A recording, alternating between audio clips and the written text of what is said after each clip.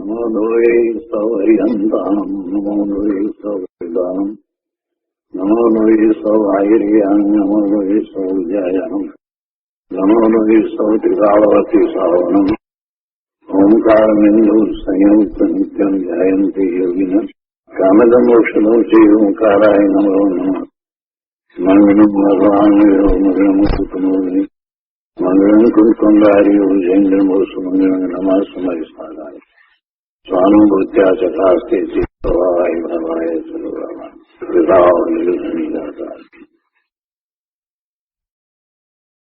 સમાધિ તંત્ર આચાર્ય ભગવાન પૂજ્યપાદ સ્વામી રચિત સમાધિ તંત્ર તથા શ્રી પ્રભાચંદ્રજી રચિત સમાધિ તંત્રની ટીકા એનો સ્વાધ્યાય ચાલે છે. એમાં આપણે 89મા શ્લોક સુધી સ્વાધ્યાય પૂરો કર્યો છે. 88 અને 89 શ્લોક બંને સાથે હતા. એમાં એ વાત આવી કે જાતિ અને લિંગના વિકલ્પથી મુક્તિ થાય છે એવો જેનો આગ્રહ છે તે ખરેખર આત્માના પદને પ્રાપ્ત કરી શકતા જ નથી. આગમમાં એ વાત આવી હોય કે જે મુક્તિ ને પ્રાપ્ત થાય છે એવા મુનિને આ જ પ્રકારે લિંગ હોય છે અને એની ઉચ્ચ જાતિ હોય છે, આ બધી વાત આવી હોય, પણ એને કારણે માત્ર એ જાતિ અને લિંગને જે મુક્તિનું કારણ માને અને એવો આગ્રહ રાખે તો એ સ્વરૂપની દ્રષ્ટિ કરતા નથી, સ્વરૂપમાં એકાગ્રતા કરતા નથી, એટલે મૂળ વાતને તો ચૂકી જાય છે. અને એમ થતા એ પછી આત્માના પરમપદને પ્રાપ્ત કેવી રીતે કરે? અને આનો વિસ્તાર પૂજ્ય ગુરુદેવે ઘણો કર્યો, બહુ સરસ રીતે બધી સ્પષ્ટતાઓ કરી. હવે આ 89મા શ્લોક પછીથી જાણે કે આ 88, 89 એ બધી ગાથાઓ આવી હોય ને એમાં એના ઉપસંહાર રૂપે ન કહેતા હોય એવી રીતે અહીંયા વાત કરી છે કે આ છે આ રીતે તે છતાં પણ, એટલે કે જે પોતે પોતાના સ્વરૂપની પ્રાપ્તિ માટે નીકળ્યો છે અને બીજું બધું છોડી દીધું છે, તે છતાં પણ એને એનો અનુરાગ હોય તો એ પાછો મોહવશ સંસાર જ કરશે, બીજું કાંઈ કરશે નહીં. અહીંયા 89મા શ્લોક પછીથી કહે છે કે તે પદની પ્રાપ્તિ અર્થે જાતિ આદિ વિશિષ્ટ શરીરમાં નિર્મમત્વની સિદ્ધિ માટે ભોગોથી વ્યાવૃત થઈને પાછો હટીને પણ ફરીથી મોહવશ સંસારમાં જ અનુરાગ કરે છે, શરીરમાં જ અનુરાગ કરે છે, એટલે શરીરમાં જ અનુબંધ કરે છે. એ વાત હવે અહીંયા શ્લોક 90માં કહેવામાં આવી છે. તો શ્લોક 90 લઈએ છીએ આપણે. યત ત્યાગાય નિવર્તન્તે ભોગેભ્યો યદવા પ્રાપ્યત્યહિ પ્રીતિ તત્રૈવ કુર્વન્તિ દ્વેષમ અન્યત્ર મોહિન. ગુજરાતીમાં ગાથા છે. જે તજવા જે પામવા હઠે ભોગથી જીવ, ત્યાં પ્રીતિ ત્યાં દ્વેષને મોહી ધરે ફરીય. શ્લોકના અન્વયાર્થમાં કહે છે કે યત ત્યાગાય એટલે કે જેના ત્યાગ માટે, અર્થાત જેનાથી મમત્વ છોડવા માટે, હટાવવા માટે, અને યદ અવાપ્યતે એટલે જેને પ્રાપ્ત કરવા માટે. શું પહેલું કહ્યું કે જેના ત્યાગ માટે, શરીરના ત્યાગ માટે, અર્થાત જેનાથી મમત્વ હટાવવા માટે, અને જેને પ્રાપ્ત કરવા માટે એટલે કે પરમ વિતરાગ પદને પ્રાપ્ત કરવા માટે ભોગેભ્ય નિવર્તન્તે એટલે ઇન્દ્રિયના ભોગોથી નિવૃત્તિ પામે છે, તત્ર એવ તેમાં જ એટલે શરીર અને ઇન્દ્રિયોના વિષયોમાં જ મોહિન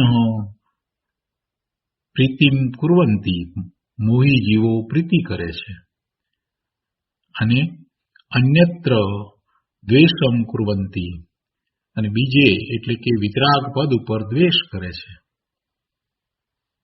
શું કહ્યું કે જેના એટલે કે શરીરના ત્યાગ માટે અર્થાત જેનાથી મમત્વ હટાવવું છે એને માટે અને જેને એટલે કે વિતરાગ પરમ વિતરાગ પદને પ્રાપ્ત કરવા માટે એ ઇન્દ્રિયોના ભોગોથી તો નિવૃત્તિ પામે છે અને પછી પાછો તેમાં જ એટલે શરીર અને ઇન્દ્રિયોના વિષયમાં જ મોહી જીવ પ્રીતિ કરે છે અને બીજે એટલે કે વિતરાગ પદ ઉપર એ દ્વેષ કરે છે. જેને પોતાના પૂર્ણ શુદ્ધ સ્વરૂપની પર્યાયમાં પ્રાપ્તિ કરવી છે એ ત્યાગ કરે છે, સંયોગી પદાર્થોથી એ જુદો પડે છે અને છતાંય કોઈક રીતે શરીરમાં જ પ્રીતિ કરે છે, શરીર સહિત પોતાનું અસ્તિત્વ માને છે. એટલે કે ધર્મની ક્રિયામાં એ જો એમ માને છે કે આ શરીર સહિત થાય છે તો એનો અર્થ જ એ થાય છે કે શરીરમાં એને પ્રીતિ છે અને પોતાનું શુદ્ધ તત્વ એના તરફ દ્વેષ છે. એ ઇન્દ્રિયોના ભોગોને છોડી દે છે, એને જે સામગ્રી પ્રાપ્ત થઈ છે સંયોગોને કારણે એટલે કે એવા પુણ્યકર્મના ઉદયને કારણે જે બધું મળ્યું છે એ બધાનો એ ત્યાગ કરી દે, એ બધું છોડી દે અને એ છોડવાનું કારણ શું છે તો કે પરમ વિતરાગ પદને પ્રાપ્ત કરવું છે અને હવે શરીર રહિત થવું છે. એટલે શરીરનું મહત્વ ઘટાડવા માટે થઈને એ ઇન્દ્રિયોના ભોગોને છોડે છે અને સંયોગે કરીને જે લક્ષ્મી વગેરે આ બધું પ્રાપ્ત થયું છે બધાને પણ એ છોડે, છતાંય એક અથવા બીજી રીતે એને શરીર સાથેનું એકત્વ રહે છે. એટલે શરીર તરફનું એને લક્ષ્ય રહે છે, ભલે ને એ ધર્મના નામે હોય કે આ શરીરની ક્રિયા દ્વારા એને ધર્મ થાય છે તો એની દ્રષ્ટિ શરીર તરફ જ રહે છે. એટલે શરીરમાં જે પ્રીતિ કરે છે અને શરીરમાં પ્રીતિ કરે છે એનો અર્થ એ થયો કે એને પોતાના ત્રિકાળ શુદ્ધ સ્વરૂપ તરફ દ્વેષ છે. એટલે અહીંયા કહે છે કે અન્યત્ર દ્વેષમ કુર્વંતી, બીજે એટલે કે વિતરાગ પદ ઉપર તે દ્વેષ કરે છે. ટીકામાં કહે છે કે શરીરના ત્યાગ માટે અર્થાત તેમાં નિર્મમત્વ માટે ભોગોથી એટલે માળા વનિતા આદિથી નિવૃત્ત થાય છે. જો માળા કયું છે, માળા કહેતા અહીંયા એ જે કંઈ એને લક્ષ્મી વગેરે પ્રાપ્ત થયું હોય, જે એને આભૂષણો પ્રાપ્ત થયા હોય, જે દાગીના વગેરે પ્રાપ્ત થયા હોય, જે હીરાની માળા કે મોતીની માળા કે આ બધું જે કંઈ પ્રાપ્ત થયું હોય એ માળા શબ્દમાં બધું આવી ગયું. એ બધી ઉપભોગની સામગ્રી છે. એ જ રીતે સાથે અહીંયા ભોગોથી શબ્દ મૂક્યો છે એટલે એમાં ભોગ અને ઉપભોગ બધું જ આવી જાય.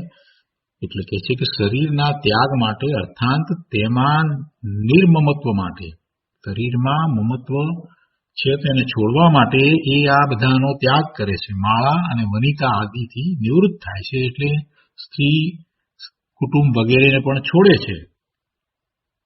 તથા જેની પ્રાપ્તિ માટે અર્થાત જે પરમ વિતરાગતા, પરમ વિતરાગી પદ તેની પ્રાપ્તિ માટે એટલે કે પ્રાપ્તિ નિમિત્તે એ ભોગોથી નિવૃત્ત થાય છે અને તેમાં જ એટલે કે આ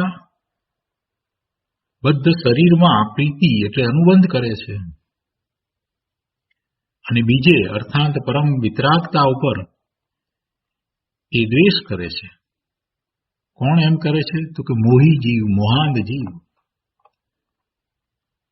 જે અગાઉ 88-89 શ્લોકમાં વાત આવી એ પ્રમાણે એ શરીર સહિત જ મોક્ષની ક્રિયા, મોક્ષના કારણનો સ્વીકાર કરે છે એટલે એ શરીરમાં પ્રીતિ કરે છે અને એમ થતા શુભભાવને કારણે એને બંધ પણ પડે છે અને ત્યાં દ્રષ્ટિ રહેતા બીજે અર્થાત પરમ વિતરાગતા ઉપર એને દ્રષ્ટિ જતી જ નથી. એટલે બીજી રીતે કહીએ તો એની અવગણના કરે છે. પોતાના ત્રિકાળી શુદ્ધ સ્વરૂપ જેનું લક્ષ્ય કરતા વિતરાગતા પ્રગટ થાય છે એના પ્રત્યે એ લક્ષ્ય કરતો નથી, એકાગ્રતા કરતો નથી. એટલે એને એમ કહેવાય કે એ તરફ એને દ્વેષ છે. અને આવું કોણ કરે છે? તો કે મોહી જીવો છે, મોહમાં અંધ થયા છે તેવા જીવો છે. ભાવાર્થમાં કહે છે, શરીર આદિ પર પદાર્થોથી મમત્વ હટાવવા માટે, પરમ વિતરાગ પદની પ્રાપ્તિ માટે કેટલાક જીવો વિષય ભોગોનો ત્યાગ કરી સંયમના સાધન અંગીકાર કરે છે. પરંતુ પાછળથી મોહવશ તેઓ તે જ શરીર અને વિષય ભોગોમાં પ્રીતિ કરે છે અને સંયમના સાધનો ઉપર દ્વેષ કરે છે. મોહની આવી વિચિત્ર લીલા છે. તેથી પુરુષાર્થ દ્રઢ કરી જીવ મોહમાં ન ફસાય તે માટે આચાર્યનો આ શ્લોક દ્વારા ઉપદેશ છે. તો આનો વધુ વિસ્તાર આપણે પૂજ્ય ગુરુદેવ પાસેથી સમજીએ. આત્મભાવના પુસ્તકમાં પાના નંબર 321, અજ્ઞાનીનો ધ્યેય વગરનો ત્યાગ, વેદ જ્ઞાન વગર રાગ દ્વેષનું જ સેવન. અજ્ઞાની ત્યાગ તો કરે છે, પણ ગુરુદેવ એને ધ્યેય વગરનો ત્યાગ કહે છે. કે જેને ખરેખર નિશ્ચયથી ધ્યેય નક્કી થયું હોય એ તો ધ્યેયમાં જ એકાગ્રતા કરે. એટલે કે ધ્યેયના જે કારણરૂપ નિશ્ચય મોક્ષ માર્ગ છે એમાં જ રહ્યો હોય. એટલે આને તો ધ્યેય વગરનો કહ્યો. કેમ કે સમજ્યા વગર એ બાહ્ય ત્યાગ કરીને નીકળી પડે. મોક્ષ માર્ગ શું છે એનું ભાન જ્ઞાન નથી. પોતે શું કરવા માંગે છે એ જાણતો નથી. મોક્ષ માર્ગ કઈ રીતે છે, નિશ્ચયથી મોક્ષ માર્ગનું સ્વરૂપ કેવું છે એને જાણતો નથી. તો એ ધ્યેય વગરનો છે. અને એવા ધ્યેય વગરના ત્યાગ કરે, એવો ક્ષણિક વૈરાગ્ય આવી જાય અને ત્યાગ કરી નાખે, તો એ ધ્યેય વગરનો ત્યાગ હોય. એને પછી ભેદ જ્ઞાન હોય નહીં, આત્માનો અનુભવ થયો નથી, સ્વાનુભૂતિ થઈ નથી. એટલે ભેદ જ્ઞાન વગર એ એક અથવા બીજા પ્રકારે રાગ અને દ્વેષનું જ સેવન કરશે. એમને રાગ જ થવાનો છે, અને રાગ છે તો સાથે દ્વેષ પણ હોય છે. એટલે ગુરુદેવ આ વાત બહુ સરસ રીતે અહીંયા લીધી છે કે અજ્ઞાનીનો ધ્યેય વગરનો ત્યાગ, ભેદ જ્ઞાન વગર રાગ દ્વેષનું જ સેવન. અહીંયા કહે છે, શરીરની જાતિ કે લિંગ તે મોક્ષનું કારણ નથી એમ સમજીને શરીરનું મમત્વ છોડવું અને પરમ પદમાં પ્રીતિ જોડવી તે તાત્પર્ય છે. જીવનું તાત્પર્ય શું છે? પોતે શાશ્વત સુખની દશાને પ્રાપ્ત કરવી. અને એ દશા કેવી રીતે પ્રાપ્ત થાય? તો કે છે કે સર્વ કર્મોથી મુક્ત થાય, પોતાના પૂર્ણ શુદ્ધ સ્વભાવને એ પર્યાયમાં પ્રગટ કરે તો એ થાય. એટલે કે એ મોક્ષ માર્ગમાં પ્રવર્તીને કેવળ જ્ઞાન પ્રગટ કરી સિદ્ધ દશાને પામે તો એમ એને શાશ્વત સુખની પ્રાપ્તિ થાય અને હંમેશને માટે એ શરીર રહિત સુખની દશામાં સીધી શિલા ઉપર બિરાજી જાય. અને એવા મોક્ષ માર્ગમાં શરીરની જાતિ કે લિંગ એ કારણભૂત નથી એમ સમજીને એને શરૂઆત જ શરીરનું મમત્વ છોડવાથી કરવી. એટલે ગુરુદેવ કહે છે કે શરીરની જાતિ કે લિંગ તે મોક્ષનું કારણ નથી એમ સમજીને શરીરનું મમત્વ છોડવું અને પરમપદમાં પ્રીતિ જોડવી. પરમપદ તો પોતાનું પદ છે. સૌનું પોતાનું પરમપદ હોય. બીજાનું પરમપદ એ પોતાનું પરમપદ નથી. પોતે શુદ્ધ આત્મા છે. પરમ પારિણામિક ભાવ એ તો દ્રવ્ય છે, એ કાંઈ પર્યાય નથી, એ પર્યાય રૂપ નથી. 5 ભાવમાં પરમ પારિણામિક ભાવ જે કહ્યો એ તો દ્રવ્ય છે. અને એવો પોતે પરમ પારિણામિક ભાવે શક્તિ રૂપે છે, તો એનો સ્વીકાર કરીને, એનું લક્ષ્ય કરીને એ એવા પોતાના પરમપદની પ્રાપ્તિ કરી શકે છે. એટલે આવા પરમપદ, પોતાનું જ પદ, પોતાનું જ પવિત્ર પદ, પોતાનું પૂર્ણ શુદ્ધ પદ, પોતાનું નિરપેક્ષ પદ, એને જાણી અને એનું મહાત્મ્ય લાવીને એની પ્રીતિ કરવી, એટલે કે એ તરફ વળવું, એ તરફ ઢળવું, સ્વની સન્મુખ થવું, એ જ જીવનમાં કરવા યોગ્ય કાર્ય છે, એ જ તાત્પર્ય છે. શરીરની જાતિ કે લિંગ તે મોક્ષનું કારણ નથી એમ સમજીને શરીરનું મમત્વ છોડવું અને પરમપદમાં પ્રીતિ જોડવી, તે તાત્પર્ય છે.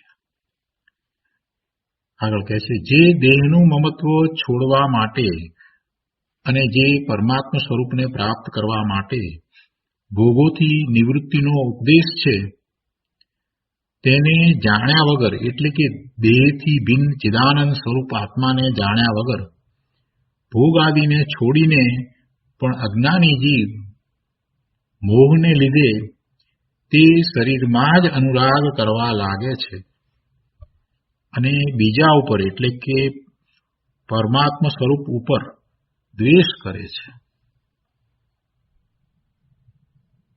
પૂરું સમજ્યો નથી, વાતને બરાબર એને લક્ષમાં લીધી નથી. મોક્ષની વાત આવી એટલે સમ્યક દર્શન વિના ક્ષણિક વૈરાગ્યને કારણે એ ભોગોથી નિવૃત્તિનો ઉપદેશ પામ્યો છે, એટલે એ રિક્ષા લઈને ચાલી નીકળે એવું કરે. પણ વસ્તુ સ્વરૂપને જાણ્યા વગર, વસ્તુ સ્વરૂપ શું છે તો કે દેહથી આત્મા જુદો છે, દેહના કાર્યો આત્મા કરી શકતો નથી અને આત્મા પરિપૂર્ણ છે, એને પરની અપેક્ષા નથી. પોતાની પૂર્ણ દશાને પ્રગટ કરવા માટે પણ એને બીજાની અપેક્ષા નથી. પોતે ચિદાનંદ સ્વરૂપ ભગવાન આત્મા છે. એને જાણ્યા વગર આ નીકળી પડ્યો, એટલે એને એમ છે કે આ બધું છોડીને હું નીકળ્યો છું તો મને ધર્મ થાય છે. ગુરુદેવ કહે છે કે ભાઈ, તું ચિદાનંદ સ્વરૂપ આત્માને જાણ્યા વગર ધર્મ ક્યાંથી કરીશ? ભલે તું ભોગ આદિ છોડીને આવ્યો હો, પણ શું કરવું છે, ક્યાં જવું છે, ક્યાં દ્રષ્ટિ કરવી છે, ક્યાં એકાગ્રતા કરવી છે, કેમ એકાગ્રતા થાય, આ વાત તો તું જાણતો નથી. તો ભોગ આદિને છોડીને પણ છેવટે થશે શું? ક્યાંક ને ક્યાંક તો એને મોહને લીધે, અજ્ઞાનને લીધે રાગ તો થવાનો જ છે. જ્યાં સુધી પોતાના સ્વરૂપનું મહાત્મા આવ્યું નથી, સ્વરૂપને જાણતો નથી, ત્યાં સુધી જીવ એ બહારમાં જ રહેવાનો છે અને બહારની જ રુચિ હોય. એટલે એને સૌથી નજીક જે વસ્તુ છે એવું શરીર, એ શરીરમાં એક અથવા બીજા પ્રકારે એને પ્રીતિ કે રુચિ હોય જ. એટલે કહે છે કે અજ્ઞાની જીવ મોહને લીધે તે શરીરમાં જ અનુરાગ કરવા લાગે છે. ભોગાદિને છોડીને નીકળ્યો છે, પણ એ અજ્ઞાની જીવ આત્માને જાણ્યા વગર મોહને લીધે અજ્ઞાનવશ શરીરમાં જ અનુરાગ કરવા લાગે છે. અને જ્યાં દ્રષ્ટિ કરવી છે, જેની પ્રીતિ કરવી છે, એવું પોતાનું પરમાત્મા સ્વરૂપ છે, એનો તો એને આદર પણ નથી, એનું તો એને લક્ષ્ય પણ નથી. એટલે બીજી રીતે કહીએ તો એવા પોતાના પરમાત્મા સ્વરૂપ ઉપર તો એ દ્વેષ કરે છે, એની વાતને તો એ લક્ષમાં લેતોય નથી. ભોગ આદિને છોડીને નીકળ્યો છે, પણ પોતાના સ્વરૂપનું લક્ષ્ય કરતો નથી, એટલે કે પરમાત્મા સ્વરૂપ ઉપર એને દ્વેષ છે. શરીર દ્વારા ધર્મ કરવા નીકળ્યો છે. જેનો ત્યાગ કરવાનો છે તેની તો પ્રીતિ કરે છે, અને જેની પ્રાપ્તિ કરવાની છે તેના પર દ્વેષ કરે છે. અને આ વાત આ 90મા શ્લોકમાં કરવામાં આવી છે.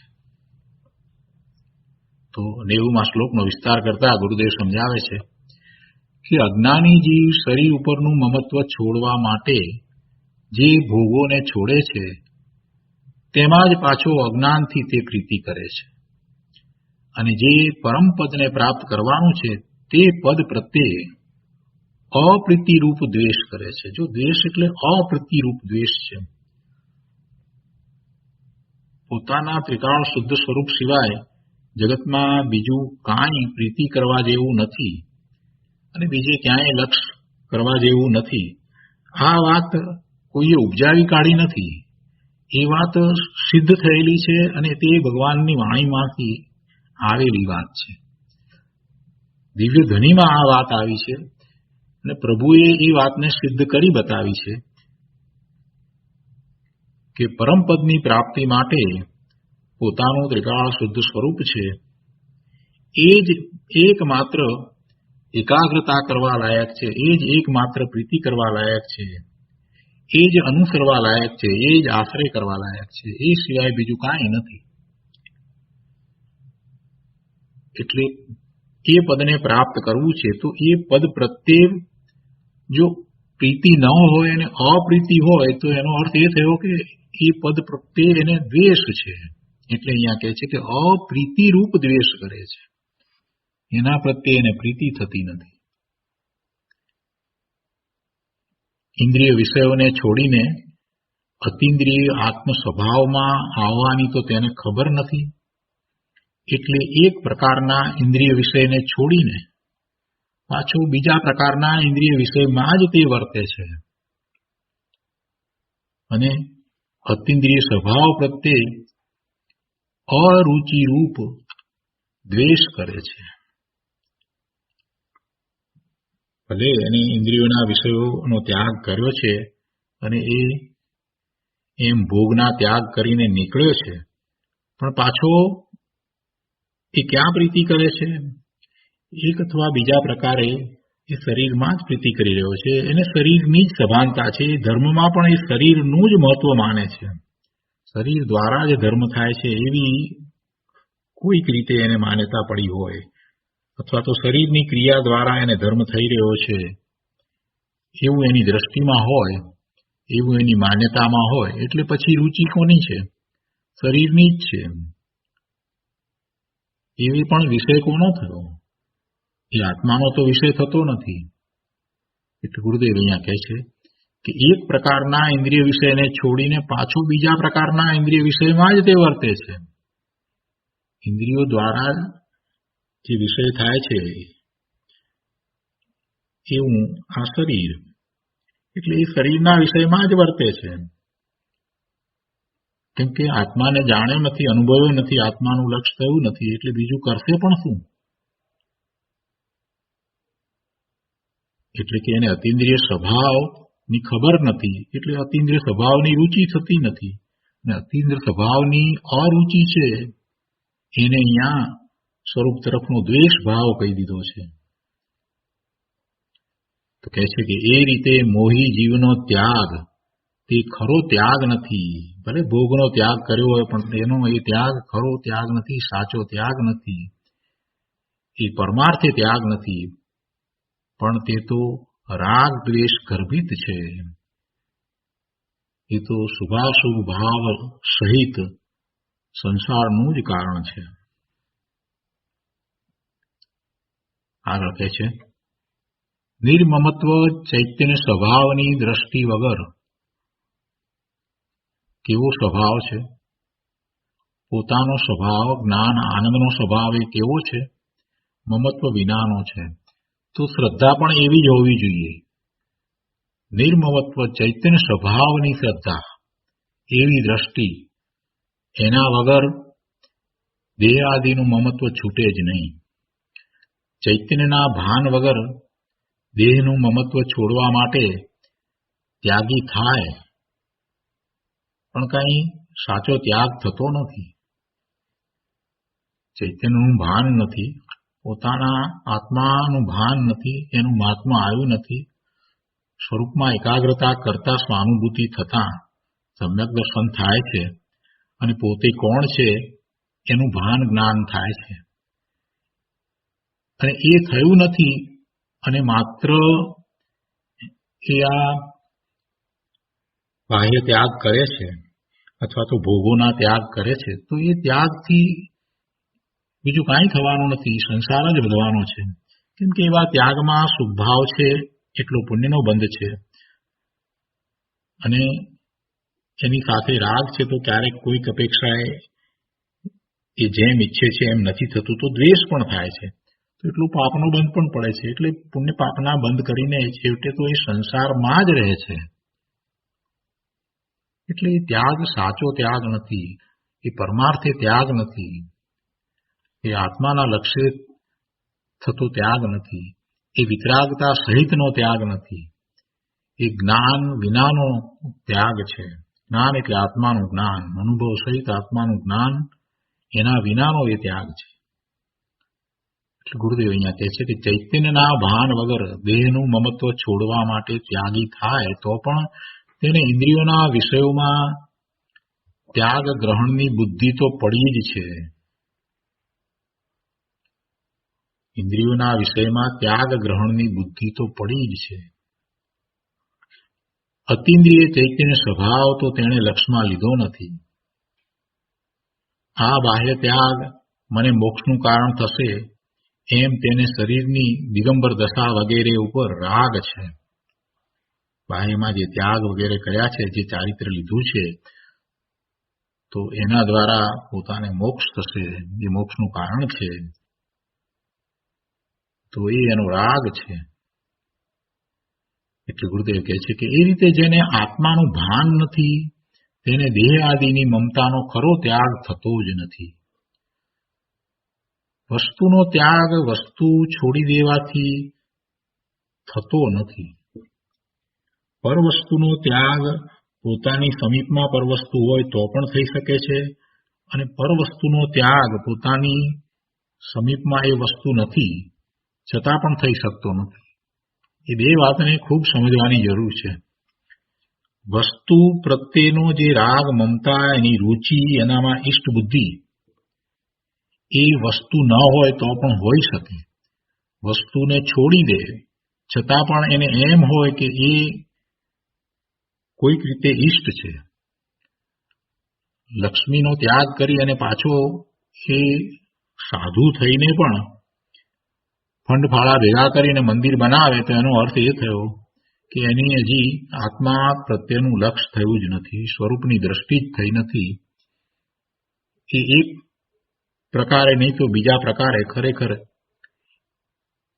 એ સંસાર વૃત્તિમાં જ પડ્યો છે. એટલે ભલે ને એ શરીરની દિગંબર દશા છે એને મુક્તિનું કારણ માને અને બધા ભોગનો ત્યાગ કરીને નીકળ્યો હોય, લક્ષ્મી વગેરેનો પણ ત્યાગ કર્યો હોય, પણ સ્વરૂપની દ્રષ્ટિ જ નથી તો એને દેહની મમતા તો રહેશે જ. કેમ કે શરીર દ્વારા કંઈક કરવું છે એ વૃત્તિ એની જશે નહીં. એટલે ગુરુદેવ કહે છે કે એ રીતે જેને આત્માનું ભાન નથી તેને દેહ આદિની મમતાનો ખરો ત્યાગ થતો જ નથી. બાહ્ય ભોગોથી નિવૃત્તિ કરીને પરમાત્મા પદમાં પ્રીતિ જોડવાની હતી. આ બધું છોડીને કરવાનું શું હતું? પોતાના સ્વરૂપમાં એકાગ્રતા કરવાની હતી. તો તેને બદલે શરીરને મોક્ષનું સાધન માન્યું, એટલે શરીરમાં જ તેણે પોતાનું અસ્તિત્વ માનીને તેમાં પ્રીતિ જોડી. પણ શરીરથી ભિન્ન ચૈતન્યનું અસ્તિત્વ ન જાણ્યું અને એવા ચૈતન્યમાં પ્રીતિને ન જોડી, એટલે તે મોહી જીવને ત્યાગનો હેતુ સર્યો નહીં. એને ત્યાગ કર્યો પણ એથી એને લાભ થયો નહીં. એવા મોહવાન ત્યાગી કરતા તો નિર્મોહી ગૃહસ્થને, નિર્મોહી કહેતા સમ્યક દ્રષ્ટિ અહીંયા લેવા છે, એ છે કે એવા મોહવાન ત્યાગી કરતા નિર્મોહી સમ્યક દ્રષ્ટિ ગૃહસ્થને, પેલો ત્યાગી છે પણ મોહ સહિત છે, અને આ ત્યાગી નથી, ગૃહસ્થ છે પણ નિર્મોહી છે, સમ્યક દ્રષ્ટિ છે. સમ્યક દ્રષ્ટિ છે અને ગૃહસ્થ છે, અને પેલો જે છે તે સમ્યક દ્રષ્ટિ નથી, એને હજી મોહ છે, એને રાગ પડ્યો છે, અંદરમાં રાગ રહ્યો છે, આત્માનું જ્ઞાન ભાન નથી, સ્વરૂપની રુચિ થઈ નથી. એટલે એવા મોહવાન ત્યાગી કરતા આ સમ્યક દ્રષ્ટિ ગૃહસ્થ છે, એને સમંતભદ્ર સ્વામીએ ઉત્તમ કહ્યો છે. મોહવાન ત્યાગી કરતા નિર્મોહી સમ્યક દ્રષ્ટિ ગૃહસ્થને સમંતભદ્ર સ્વામીએ ઉત્તમ કહ્યો છે. કેમ કે તે મોહી અજ્ઞાની જીવે બાહ્યમાં ત્યાગી થઈને પણ જેનો ત્યાગ કરવાનો હતો તેની તો પ્રીતિ કરી, અને જેની પ્રાપ્તિ કરવાની હતી, જેનું લક્ષ્ય કરવાનું હતું, જેમાં એકાગ્રતા કરવાની હતી, એને તો જાણ્યું નહીં, સ્વરૂપને તો જાણ્યું નહીં.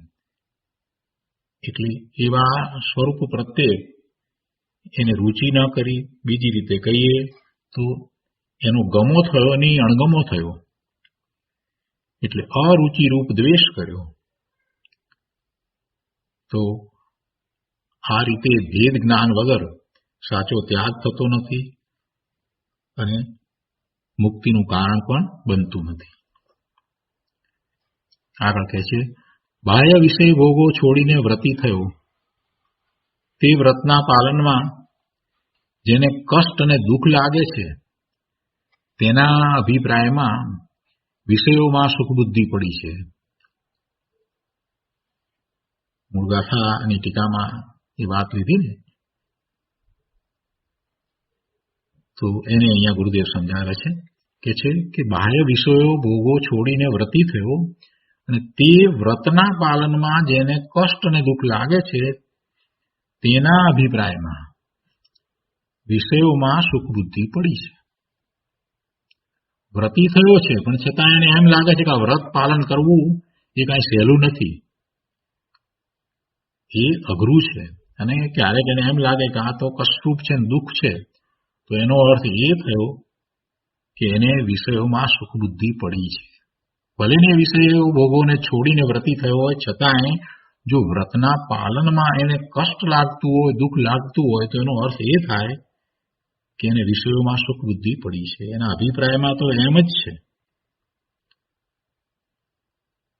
સહેલું નથી, આ બધું સહેલું નથી, એમ હજી એ બોલે છે, તો એનો અર્થ જ એ થયો. જ્ઞાની ધર્મીને જે બાહ્યમાં ભોગોનો ત્યાગ થઈ જાય છે અને જે વ્રતી થયો છે તો એ વ્રત પાળે છે, તો એ વ્રત એને પોતે પાળે છે, કષ્ટપૂર્વક પાળે છે એવી માન્યતા હોતી નથી. એ બધું એને સહજ હોય છે, કેમ કે એની દ્રષ્ટિ તો સ્વરૂપ તરફ હોય છે, આત્મા તરફ હોય છે.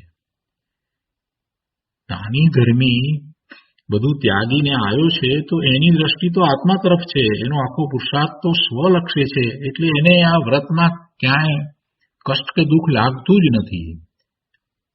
આખી વાત ફેર છે. હું તો જ્ઞાન જ છું, જ્ઞાનમાં જ મારું અસ્તિત્વ છે, મારા જ્ઞાન સ્વભાવમાં જ મારું સુખ છે, અને બાહ્ય વિષયોમાં ક્યાંય મારું સુખ નથી, એવું ભાન કરતા શરીર આદિમાંથી સુખ બુદ્ધિ છૂટી જાય છે. પછી વ્રતનું પાલન કરતા ક્યાંય કષ્ટ કે દુઃખ દેખાતું નથી. શરીરના સાધન વડે ચારિત્રનું પાલન થશે એવી જેને બુદ્ધિ છે તેને શરીર ઉપરનું મમત્વ છૂટ્યું નથી. શરીરના સાધન વડે ચારિત્રનું પાલન થશે એવી જેને બુદ્ધિ છે તેને શરીર ઉપરનું મમત્વ છૂટ્યું નથી. એટલે એને તો એની જ સભાનતા છે. એટલે એની દ્રષ્ટિ ત્યાં ને ત્યાં જ રહે છે. શરીર બરાબર હશે તો ધર્મ થશે. બીજી રીતે કહીએ તો તેણે વિષયો છોડીને પણ શરીરમાં જ મમત્વ બુદ્ધિ કરી છે. જ્યાં અંતરના ચૈતન્ય તત્વનું વેદન નથી, જ્યાં અંતરના ચૈતન્ય તત્વનું વેદન નથી, પોતાનું ચૈતન્ય તત્વ એ અનુભવમાં આવે છે તો આનંદનું વેદન હોય છે, આનંદનો અનુભવ થાય છે, અલૌકિક આનંદ અનુભવમાં આવે છે. તો એવા આનંદનો અનુભવ નથી, ત્યાં કોઈને કોઈ પ્રકારે બાહ્ય વિષયોમાં મમતા અને સુખ બુદ્ધિ જીવને વેદાયા જ કરે છે. એટલે ભોગોથી સાચી નિવૃત્તિ તેને હોતી નથી. ભલે ભોગોને છોડીને આવ્યો છે પણ છતાંય ભોગથી સાચી નિવૃત્તિ એને થઈ નથી. માટે દેહ આદિથી ભિન્ન આત્મતત્વને જાણીને તેમાં એટલે આત્મામાં પ્રીતિ જોડવી, ચૈતન્યમાં પ્રીતિ કરીને તેમાં લીનતા કરતા બાહ્ય ભોગોથી સહેજે નિવૃત્તિ થઈ જાય છે. અને એ જ ક્રમ છે. સૌથી પહેલા જો કાંઈ પણ કરવા જેવું હોય તો પોતાના સ્વરૂપનું મહાત્મ્ય લાવવું અને પોતાના સ્વરૂપમાં એકાગ્રતા કરવાથી જ પોતાના પરમ પદની પ્રાપ્તિ થાય છે એવો વિશ્વાસ આવ્યો છે અને એવું સિદ્ધ થયેલું છે, એવું અનંત જીવોએ સિદ્ધ કર્યું છે. એટલે હવે એમાં કાંઈ આશંકા કરવા જેવું પણ નથી. એમ કરી અને પોતાના ચૈતન્ય તત્વનું ખૂબ ખૂબ મહાત્મ્ય લાવી એ તરફ વળવું, એને ચૈતન્યમાં પ્રીતિ કહેવાય. આવી ચૈતન્યમાં પ્રીતિ કરીને એમાં લીનતા કરતા એટલે કે સ્વરૂપ સન્મુખ થઈને ત્યાં એકાગ્રતા કરીને એમાં જ રહેતા, એમાંથી આવતા આનંદની અનુભૂતિ કરતા બાહ્ય ભોગોથી સહેજે નિવૃત્તિ થઈ જાય છે અને દેહ આદિનું મમત્વ છૂટી જાય છે અને આ રીતે પરમપદની પ્રાપ્તિ થાય છે. તો આ રીતે આ 90મા શ્લોકનો વિસ્તાર અહીંયા પૂરો થાય છે. હવે એ પછીથી સમાધિ તંત્રની અહીંયા કહે છે કે તેમનો દેહમાં દર્શન વ્યાપારનો વિપર્યાસ એટલે કે વિપરીતતા બતાવીને કહે છે. શું વિપરીતતા બતાવે છે? દેહમાં દર્શન વ્યાપારની વિપરીતતા બતાવે છે. દેહમાં જ્ઞાન દર્શનનો વેપાર.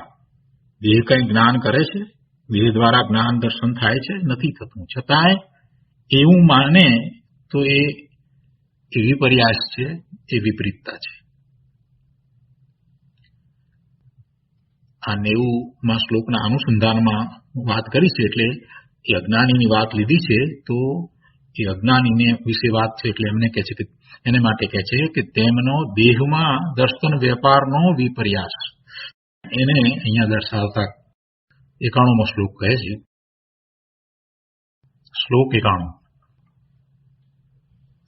અનંતરજ્ઞ સંધત્તે દૃષ્ટિમ પંયો યથાર્થ અંધકે સંયોગાત દ્રષ્ટિમ અંગેયપી સંધત્તે તદ્વદાત્મન. ગુજરાતીમાં ગાથા છે. અજ્ઞ પંગુની દ્રષ્ટિને માને અંધામાય, અભેદજ્ઞ જીવ દ્રષ્ટિને માને છે તન્માય. અહીંયા આંધળા અને લંગડાનું ઉદાહરણ લઈ અને આખી વાત સમજાવી છે. તો એ વાત આપણે લઈએ છીએ કે આંધળા અને લંગડામાં જે લંગડો છે એની ઉપર એની દ્રષ્ટિ છે અને એ અંધની ઉપર બેઠો છે અને આંધળો ચાલે છે. આંધળો ચાલે છે એની ઉપર લંગડો બેઠો છે અને લંગડા એ દેખે છે. તો કોઈ એમ માને કે આ આંધળો દેખીને ચાલે છે. એ તફાવત સમજતા નથી કે દેખનારો તો પેલો લંગડો છે, એ જુદો છે આંધળાથી જુદો છે અને ચાલનારો જે છે તે આંધળો છે એ પેલા દેખનારથી જુદો છે. તો એવા તફાવતને જે નથી જાણતા એની આ વાત લીધી છે. તો શ્લોકના અન્વયાર્થમાં કહે છે અનંતરજ્ઞ એટલે કે તફાવતને ભેદને નહીં જાણનાર. અંતરજ્ઞ એટલે જે તફાવતને ભેદને નથી જાણતા તેવા. શું કે છે? તફાવતને ભેદને નહીં જાણનાર પુરુષ. યથા સંયોગાત સંયોગના કારણે બ્રહ્મા પડી પંગોહ દ્રષ્ટિ એટલે લંગડાની દ્રષ્ટિને પુરુષમાં અંધ કે અંધ સંધત્તે આરોપે છે. શું કે છે કે તફાવતને ભેદને નહીં જાણનાર પુરુષ સંયોગના કારણે બ્રહ્મમાં પડી લંગડાની દ્રષ્ટિને પુરુષમાં એટલે અંધમાં આરોપે છે. દ્રષ્ટિ તો લંગડાની છે, દેખનારો લંગડો છે, પણ એ લંગડાનો અને પેલા અંધનો જે બરાબર ભેદ જાણતો નથી, તફાવત જાણતો નથી, એ લંગડો દેખે છે એને બદલે એ પેલો અંધ છે તે દેખે છે એમ માને છે. એટલે તફાવતને ભેદને નહીં જાણનાર પુરુષ સંયોગના કારણે, સંયોગ કેવો છે કે પેલો અંધ છે એની ઉપર લંગડો બેઠો છે અને અંધ ચાલી રહ્યો છે, આ સંયોગ છે. તો આવા સંયોગમાં પણ લંગડો જ છે અને અંધ જ છે. લંગડો છે તે દ્રષ્ટિવાન છે, એ દેખે છે, અને અંધ છે તે ચાલે છે પણ એ દ્રષ્ટિવાન નથી. આ તફાવત ને જે નથી જાણતો એ એમ માને છે કે પેલો અંધ દેખીને ચાલે છે. એટલે કહે છે કે તફાવતને ભેદને નહીં જાણનાર પુરુષ સંયોગના કારણે બ્રહ્મા પડી લંગડાની દ્રષ્ટિને અંધ પુરુષમાં આરોપે છે. આ તો દ્રષ્ટાંત કહ્યું, ઉદાહરણ કહ્યું. હવે એના ઉપરથી દ્રાષ્ટાંત કહે છે કે તદ્વત આત્મન દ્રષ્ટિ, તેવી રીતે તેમ આત્માની દ્રષ્ટિને અંગેપી સંધતે એટલે શરીરમાં પણ આરોપે છે. શું કહ્યું? તેવી રીતે આત્માની દ્રષ્ટિને જડ એવા શરીરમાં આરોપે છે. દ્રષ્ટિ કોણ કરે છે? દેખે છે કોણ? જાણે છે કોણ? આત્મા. તો આત્મા જાણે છે, દેખે છે, તો એને શરીરમાં આરોપે છે. એટલે કે શરીર જાણે છે, દેખે છે. ત્યાં દ્રષ્ટાંતમાં શું કહ્યું કે પેલો જે અંધ છે તે દેખે છે, એની દ્રષ્ટિને ક્યાંથી લીધી? એ જે લંગડો દેખનાર હતો ત્યાંથી લીધી અને એનો આરોપ એ અંધની અંદર કર્યો. તો એના ઉપરથી અહીંયા એમ કહ્યું કે તેવી રીતે જે આત્મા જ્ઞાન સ્વભાવી છે, જે જાણવા દેખવા વાળો છે, તો એની દ્રષ્ટિને જડ એવા શરીરમાં આરોપે છે. કોણ કરે છે? આ અજ્ઞાની. અજ્ઞાનીઓ એ ભેદને સમજતા નથી એટલે એમ એવી ઊંધી માન્યતા કરે છે. વિપર્યાસ, અહીંયા તો વિપર્યાસની વાત છે ને. શું વિપર્યાસની વાત બતાવી છે કે દેહમાં દર્શન વ્યાપારનો વિપર્યાસ. દેહની અંદર દર્શન વ્યાપાર એટલે દેહ છે તે જ્ઞાન કરે છે એવી વિપરીતતા એની વાત છે. તો ટીકામાં કહે છે કે અનંતરને ભેદને નહીં જાણનાર, ભેદને ગ્રહણ નહીં કરનાર પુરુષ જેમ લંગડાની દ્રષ્ટિને અંધ પુરુષમાં જોડે છે, આરોપે છે. સાથી એમ કરે છે તો કે સંયોગથી, અર્થાત લંગડા અને અંધ પુરુષના સંબંધનો આશ્રય કરીને. એ સંયોગ છે, એ બંને સાથે છે ને, એટલે તેમ દેહ અને આત્માના સંયોગને લીધે, આ પણ સંયોગ જ છે ને. આત્મા અને દેહને પણ શું છે? સંયોગ સંબંધ છે, બીજો કોઈ સંબંધ નથી. દેહ સાથે આત્માને સંયોગ સંબંધ છે. સંયોગે કરીને દેહ પ્રાપ્ત થયો છે અને જે સંયોગે કરીને પ્રાપ્ત થયું હોય એનો વિયોગ અવશ્ય થાય. સંયોગ હોય અને વિયોગ ન હોય એમ બનતું જ નથી. એટલે અહીંયા કહે છે કે તેમ દેહ અને આત્માના સંયોગને લીધે આત્માની દ્રષ્ટિને, એટલે કે આત્માના જ્ઞાન સ્વભાવને, આત્મા પોતે જ્ઞાન કરે છે, આત્મા જાણે છે, દેખે છે, એને શરીરમાં પણ આરોપે છે કે શરીર જાણે છે, દેખે છે. અર્થાત મોહ અભિભૂત બહિરાત્મા માને છે કે મોહ અભિભૂત બહિરાત્મા માને છે કે શરીર દેખે છે. શરીર ક્યાં દેખે છે? શરીર તો જડ છે. જ્યારે શરીર સાથે આત્મા રહ્યો છે ત્યારે પણ, કેમ કે અહીંયા સંયોગ લીધો છે, એ સંયોગ થયો છે. જેમ લંગડા અને આંધળાનો સંયોગ સંબંધ છે, એવી રીતે આત્મા અને શરીરનો પણ સંયોગ સંબંધ છે. પણ સંયોગ હોય તેથી શું થયું? સંયોગ હોય તેથી કાંઈ વિપર્યાસ હોય, વિપરીત માન્યતા થઈ જાય, એ તો સંયોગ છે. સંયોગે કરી અને લંગડો અને આંધળો ભેગા થયા છે, તો કાંઈ લંગડાની દ્રષ્ટિને આંધળામાં આરોપી દેવાની એમ તો થાય નહીં. તો પછી સંયોગે કરીને આત્માની સાથે શરીર છે, તો જે આત્મા જ્ઞાન દર્શન કરે છે, જાણે છે, દેખે છે, એવા એના ગુણને જડ એવા શરીરમાં આરોપી દેવાનું અને એમ કહેવાનું કે શરીર જાણે દેખે છે. સંયોગ થયો તો શું થયું? એથી કઈ વિપરીત માન્યતા કરવાની એમ હોય નહીં. પણ છતાંય મોહ અભિભૂત બહિરાત્મા, જે મોહાન થયા છે, જે એમને માન્યતા એવી મોહ સહિત છે, એવા જીવો બહિરાત્મા એમ માને છે કે શરીર દેખે છે. ભાવાર્થમાં કહે છે કે શરીર અને આત્માના સંયોગ સંબંધને લીધે અજ્ઞાનીને ભ્રમ થાય છે કે શરીરની ક્રિયા જીવ કરે છે. શું કહ્યું?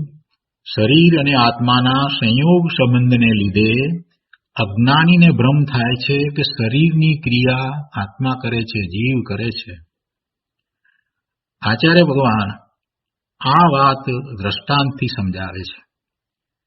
અંધ લંગડાને ખભા ઉપર બેસાડી રસ્તે જઈ રહ્યો છે. ઠીક રસ્તે જવા માટે લંગડો અંધજનને ઈશારો કરે છે. લંગડા આંધળાનું બંનેનું સંયોગરૂપ જોડું છે. માર્ગે ચાલવામાં લંગડાની દ્રષ્ટિ અને આંધળાના પગ કામ કરે છે. જો દ્રષ્ટિ તો લંગડાની જ છે અને પગ આંધળાના કામ કરે છે. આ બંનેની સંયુક્ત ગતિનો ભેદ નહીં જાણનાર કોઈ મંદ દ્રષ્ટિવાળો પુરુષ એમ સમજે છે કે આ અંધો જ સાવધાનીપૂર્વક જોઈને ચાલી રહ્યો છે, પણ એ તો એનો ભ્રમ છે. તેવી રીતે આત્મા અને શરીરના સંયોગ સંબંધનો ભેદ નહીં જાણનાર બહિરાત્મા શરીરની ક્રિયાને આત્માની ક્રિયા સમજે છે, અર્થાત શરીરને જ આત્મા માને છે. એ તેવો જ ભ્રમ છે. એટલે કે પેલા અંધને લંગડાનો જેમ એ ભેદ નથી પાડી શકતો અને એ બ્રહ્મા છે, તો એવો જ આ ભ્રમ છે.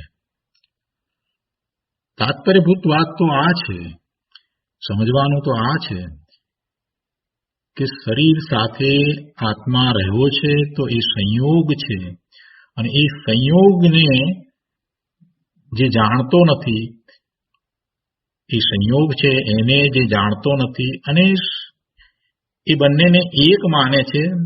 વળી બે દ્રવ્ય જુદા છે એમ પણ જે માનતો નથી. શરીર એ જળ છે, તો એ ચેતન ક્યારેય થાય નહીં અને ચેતન એવો ભગવાન આત્મા પોતે પોતાના ચેતન સ્વભાવને છોડે નહીં અને પોતે જડ થાય નહીં. એટલે જે થઈ રહ્યું છે એમાં જેમ છે તેમ એ સમજતો નથી, એટલે આ વિપર્યાસ થાય છે. વિશેષમાં અહીંયા કહે છે કે જેમ આંધળાની ગતિમાં લંગડાની દ્રષ્ટિ નિમિત્ત માત્ર છે. શાંતિથી, બહુ શાંતિથી સમજવા જેવું છે વિશેષને. ગતિ કોણ કરે છે? ચાલે છે કોણ? આંધળો ચાલે છે, લંગડો ચાલતો નથી. પણ એ આંધળાની ગતિમાં લંગડાની દ્રષ્ટિ નિમિત્ત માત્ર છે. અર્થાત જેમ એ ગતિ અને દ્રષ્ટિ વચ્ચે કર્તા કર્મ સંબંધ નથી, પણ માત્ર નિમિત્ત નૈમિતિક સંબંધ છે. એ ગતિ અને દ્રષ્ટિ વચ્ચે કર્તા કર્મ સંબંધ નથી. ગતિ કોની છે? ગતિ કોણ કરી રહ્યું છે? ચાલી કોણ રહ્યું છે? આંધળો. તો આંધળાની ગતિ છે. તો આંધળાની ગતિ જ્યારે થાય છે તો એ વખતે નિમિત્ત તરીકે લંગડાની દ્રષ્ટિ છે. લંગડાની દ્રષ્ટિ નિમિત્ત માત્ર છે. લંગડાની દ્રષ્ટિથી કઈ ચાલવાની ક્રિયા થાય છે એમ તો છે નહીં.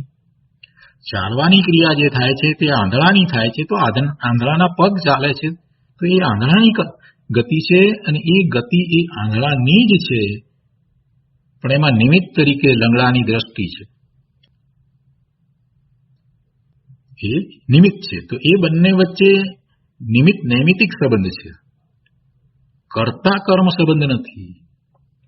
એટલે કે લંગડાની દ્રષ્ટિથી આંધળો ચાલે છે, એટલે આંધળાની જે ચાલવાની ક્રિયા થઈ એ લંગડાની દ્રષ્ટિનું કાર્ય નથી, કર્તા કર્મ નથી. લંગડાની દ્રષ્ટિ કર્તા અને આંધળાની ગતિ એ એનું કાર્ય, એવો સંબંધ નથી. એ બંને વચ્ચે નિમિત્ત નૈમિતિક સંબંધ છે. કર્તા કર્મ સંબંધ હોય તો શું થાય કે લંગડાની જે દ્રષ્ટિ છે એ કર્તા અને એનું કાર્ય, દ્રષ્ટિનું કાર્ય શું હોય?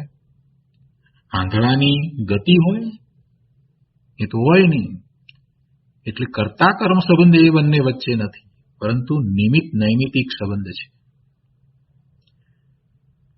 તેવી રીતે શરીરની ગતિનો આત્મા સાથે કર્તા કર્મ સંબંધ નથી.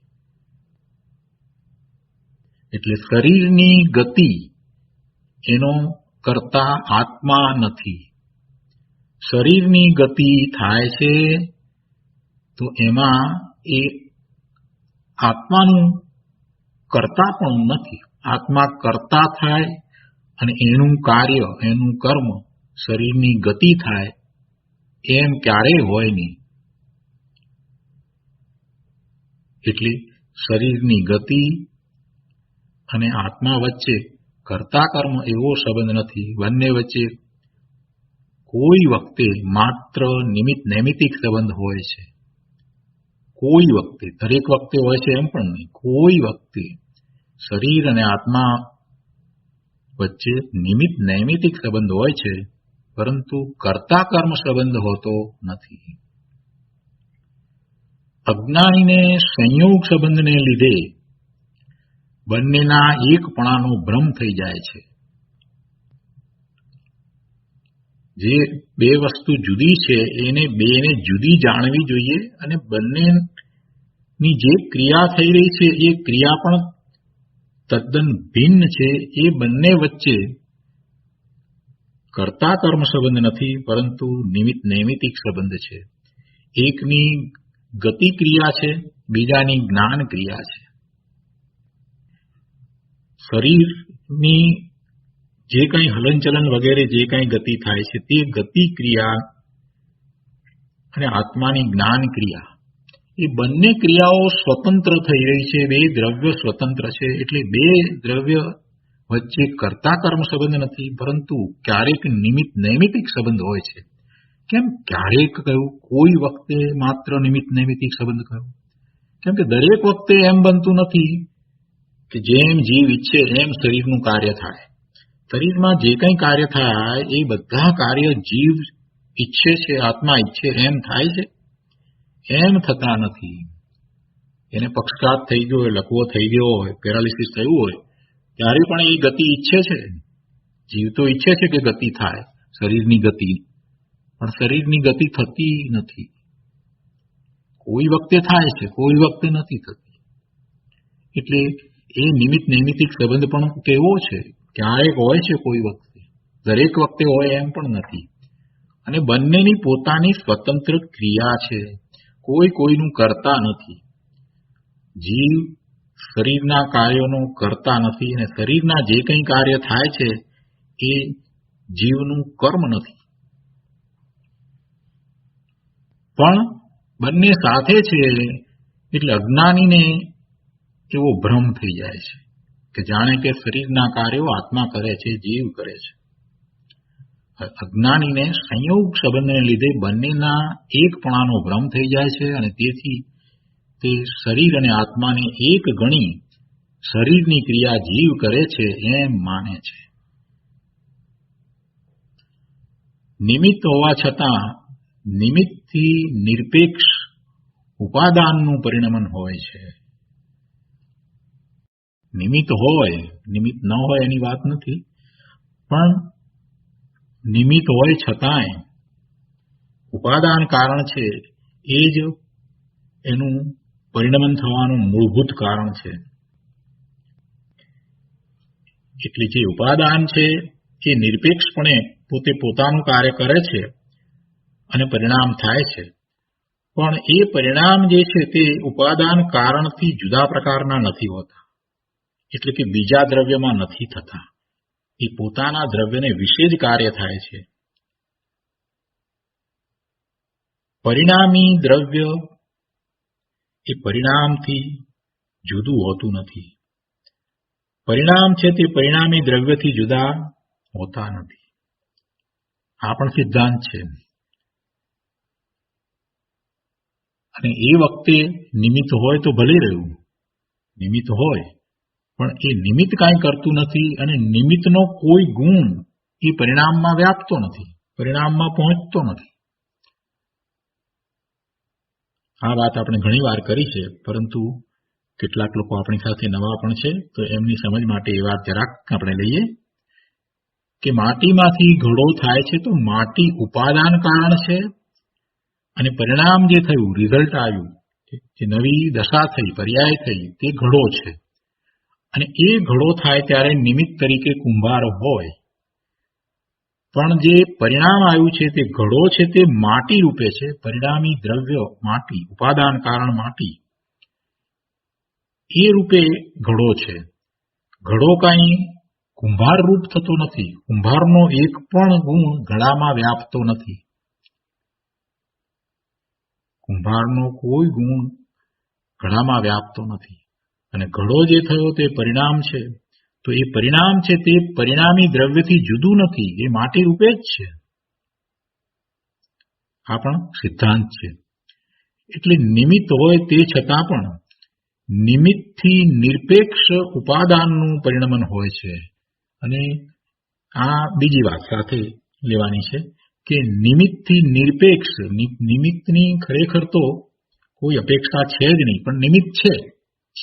ત્યાં એ વખતે જે હાજર છે તો એને નિમિત્ત કહેવામાં આવે છે, અને જે નિમિત્ત હોય છે તે ઉચિત નિમિત્ત હોય છે, યોગ્ય નિમિત્ત જ હોય, ગમે તેવા નિમિત્ત હોતા નથી.